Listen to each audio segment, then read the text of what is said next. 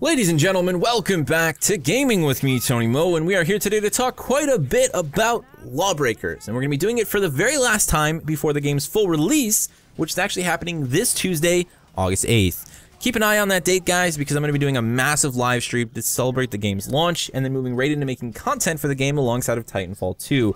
We're going to be doing a lot of entry-level stuff, helping people get past that barrier for entry. They see Lawbreakers, they think it looks good, it sounds good, they see people playing it, having a really good time. Man, this is the type of shooter that I want to be involved in. But then they boot it up and they get their ass kicked because it's not an easy game. It's got a relatively high barrier for entry.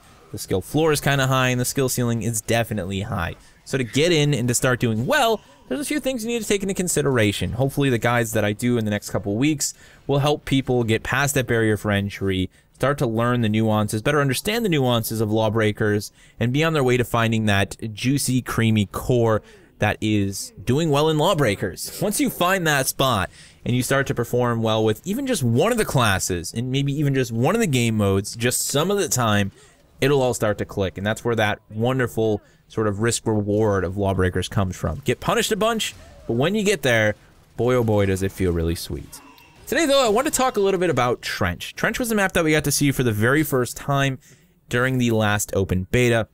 It was available for just 2 hours. It was part of a stress test, and the only other time we've actually seen Trench was during the Harrier reveal. The first time we saw the Harrier, this was actually the map that was showcased.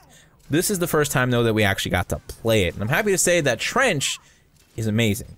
Trench, for me, fits right alongside Promenade as two of the best maps in Lawbreakers right now, at least the ones that I've played.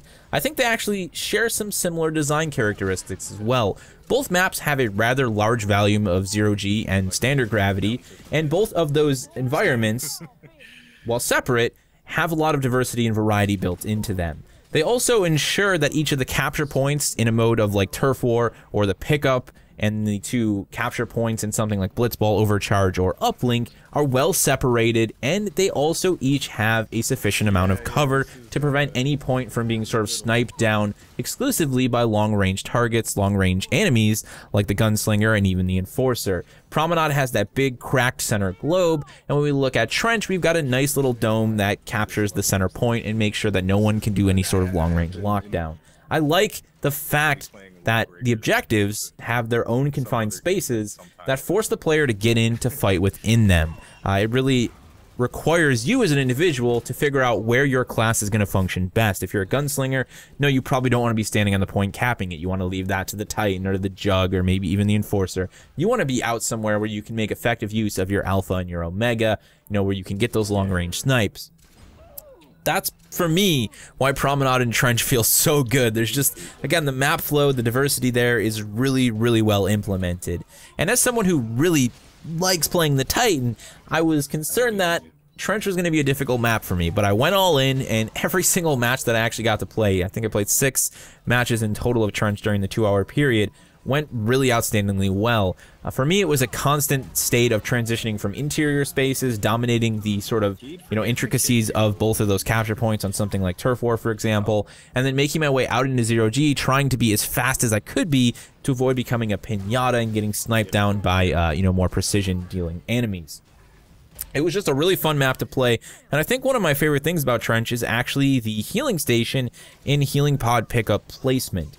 It's a big part of Lawbreakers, and there's no doubt that when they were designing the map and figuring out where those things were going to go, a lot of thought had to go into that, because the healing stations are everything in this game. They're a massive point of contention. They are essentially micro battlefields within the battlefield.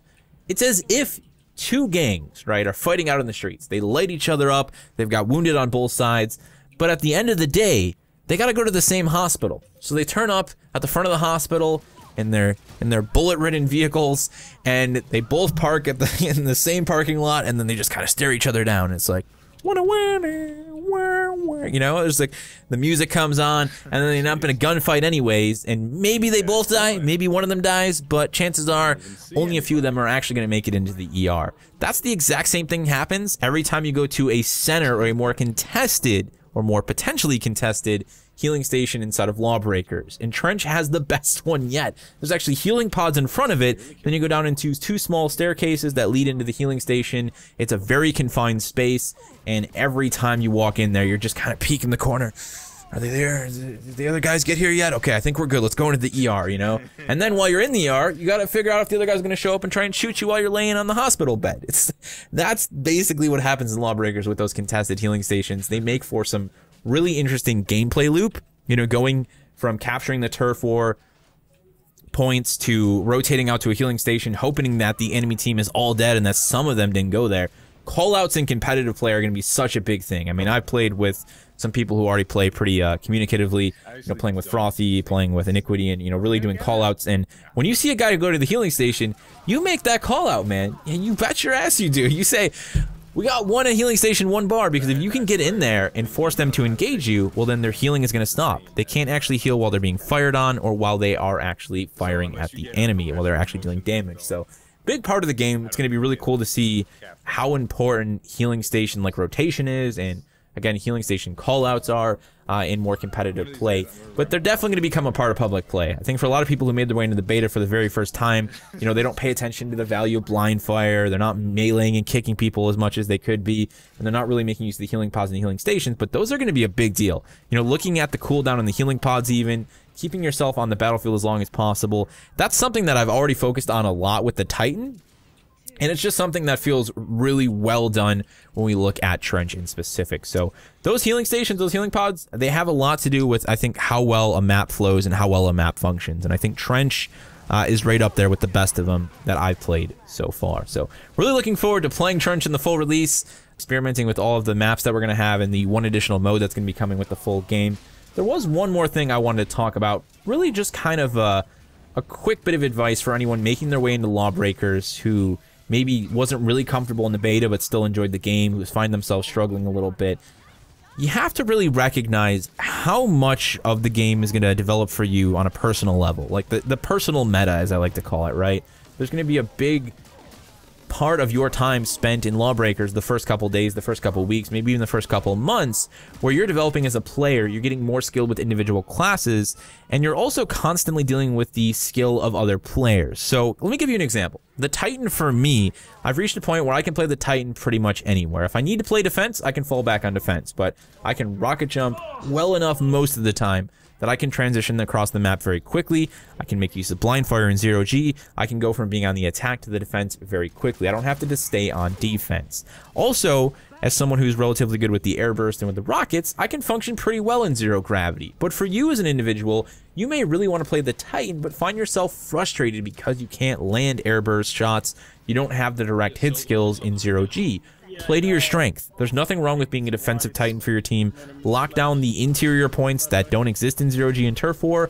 Play defense and goalkeeper for your team on Overcharge, Uplink, and Blitzball. Play to your strengths and then develop from there. That's going to be a huge part of the game. Everyone's going to have their own personal skill set with the different classes, and then they're going to have their own personal skill set with the different classes within 0G and Standard G. That's going to be a huge part of the constant learning flux, the learning curve for each and every player for this game. So don't feel like you have to conquer everything everywhere all the time. There's nothing wrong with being a Jug who focuses on interior play. There's plenty of things happening in those standard gravity environments. There are healing stations, there are health pods, there are capture points. Play to your strength. Rotate on the exterior of the map. Stay in standard gravity. There's nothing wrong with that. I think, in fact, long term, that could potentially be a really concrete strategy for a lot of players. And, you know, making sure that your team is locking down not just the 0G portion of the map, but also the standard gravity is no doubt going to be a powerful tactic. So keep that in mind when you start playing Lawbreakers. You know, if you're somebody's going to be playing the game for the very first time in full release who for some reason didn't get into any of the betas, expect to get your butt kicked a little bit. But I promise you, this is a game that holds a very high reward for those who keep trying, they keep progressing, they have the patience, and they take the time to learn what Lawbreakers is all about. Can't wait for August 8th, guys. We also get to play the Harrier role on August 8th. I'm really looking forward to Little Miss Laser Shoes, you know, using that Shock Rock laser gun. It's just, the class looks freaking outstanding, and I'm so excited. Just a quick reminder, once again, the game is going to be available August 8th on both PlayStation 4 and PC for $30. No release date, no plans for an Xbox One version yet, but if the game sells well enough, I imagine the team would love to look into getting it into everyone's hands. Trust me, they're not holding it back like, screw you on Xbox. No, they want everyone to play their game. They made something cool. They want people to play it. It's just a matter of time, money, and resources for them. So if you like Lawbreakers, you have a PC, you have a PlayStation 4, support the game, and, you know, long-term, hopefully it can end up on Xbox One as well. If you guys have any other questions or thoughts for me as we push towards the game's release, feel free to leave them down in the comment section below. Thank you so much for watching, and as always, remember to play smart, remember to play to challenge yourself, but most importantly, remember to play for fun.